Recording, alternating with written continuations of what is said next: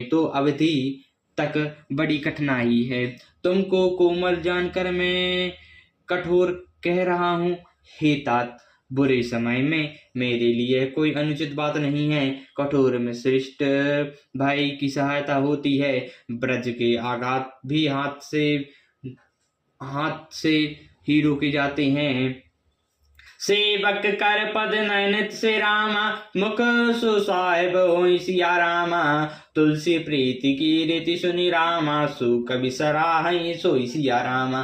सेवक हाथ पैर और नेत्रों के समान और स्वामी की मुख के समान होना चाहिए। तुलसीदास जी कहते हैं कि सेवक स्वामी की ऐसी प्रीति की रीति सुनकर सुकवि उसकी सराहना करते हैं। सभा सकल सुनि रघुबर बानी, प्रेम पयोधियमौ जनुसानी। स्थल समाज सनय समाधि, देख दशा चुप सारथ साथी। भरत वाऊ परम संतोषु, सन्मुख स्वामी मुख दुख दोष।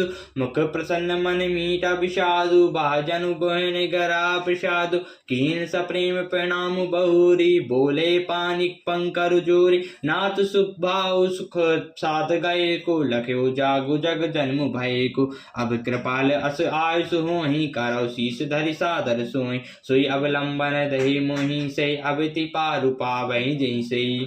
श्री रघुनाथ जी की वाणी सुनकर जो मानो प्रेम रूपी समुद्र के अमृत में शनि हुई थी, सारा समाज स्थिर हो गया। सबको प्रेम समधि लग गई। यह दशा देखकर सरस्वती चुप साध ली। भरत जी को परम संतोष हुआ। स्वामी सम्मुख होते ही उनके दुख और दोषों ने मुंह मोड़ लिया। उनका मुख प्रसन्न हो गया और मन का विषाद मिट गया। मानो गूंगे पर सरस्वती जी कृपा हो गई हो।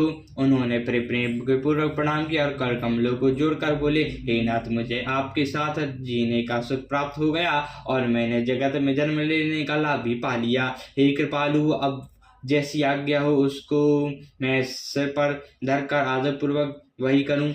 परंतु देव, आप मुझे अब अवलंबन दें, जिसकी सेवा कर मैं अवधि का पार पा जाऊं।